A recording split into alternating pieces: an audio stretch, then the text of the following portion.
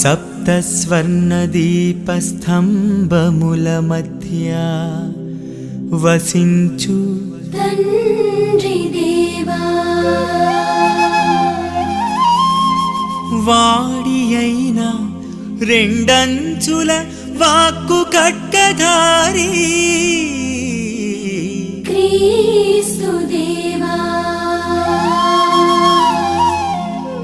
ఏడు వరముల స్థావరమా పవిత్రాత్మ దేవా, స్వాగతం ఈ భువికి సుస్వాగతం,